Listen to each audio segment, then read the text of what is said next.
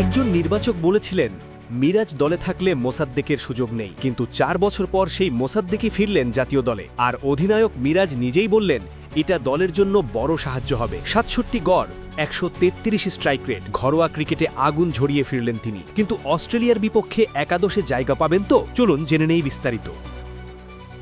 মোসাদ্দেক হোসেন সৈকত বাংলাদেশ ক্রিকেটের এমন একটা নাম যাকে নিয়ে কখনো বিতর্ক, কখনো প্রশংসা, কখনো উপেক্ষা। একটা সময় মনে হচ্ছিল এই ক্রিকেটারের জাতীয় দলের দরজা চিরতরে বন্ধ হয়ে গেছে। সাবেক প্রধান নির্বাচক গাজী আশরাফ হোসেন তো সরাসরি বলেই দিয়েছিলেন যতদিন মিরাজ দলে আছেন ততদিন মোসাদ্দেকের সুযোগ নেই। যদিও পরে সেই মন্তব্যের জন্য দুঃখ প্রকাশ করেছিলেন তিনি, কিন্তু ক্রিকেট মাঠে শেষ কথা বলে পারফরমেন্স, নির্বাচক নয়। আর সেই পারফরমেন্সই 4 বছর পর মোসাদ্দেককে ফিরিয়ে এনেছে জাতীয় দলে। ঘরোয়া ক্রিকেটে অগ্নিমূর্তি। চলতি প্রিমিয়ার লিগ মৌসুমে আবাহনীর হয়ে মোসাদ্দেক রীতিমতো অপরাজিত। 7 ইনিংসে 67.33 গড় ও 133 স্ট্রাইক রেটে করেছেন 336 রান। বল হাতেও নিয়েছেন 12 উইকেট। এই পারফরমেন্সই হাবিবুল বাশারের নেতৃত্বাধীন নির্বাচক কমিটিকে তার দিকে নজর ফেরাতে বাধ্য করেছে। অস্ট্রেলিয়া সিরিজের ওয়ানডে দলে তিনি এখন আছেন। মিরাজ মোসাদ্দেক একসাথে সমস্যা নাকি সমাধান? এখানে স্বাভাবিকভাবেই একটা প্রশ্ন আসে।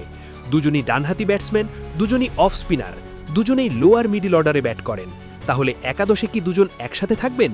কিন্তু অধিনায়ক মিরাজ এই প্রশ্নটাকে একেবারেই বড় করে দেখছেন না। সিরিজ পূর্ব সংবাদ সম্মেলনে তিনি বললেন, আমি আর মোসাদ্দেক অনেকদিন একসাথে খেলেছি, 2019 বিশ্বকাপও একসাথে খেলেছি, এটা কোনো আলাদা ইস্যু হবে না। মিরাজ আরও স্পষ্ট করলেন দুজনের পার্থক্যটাও।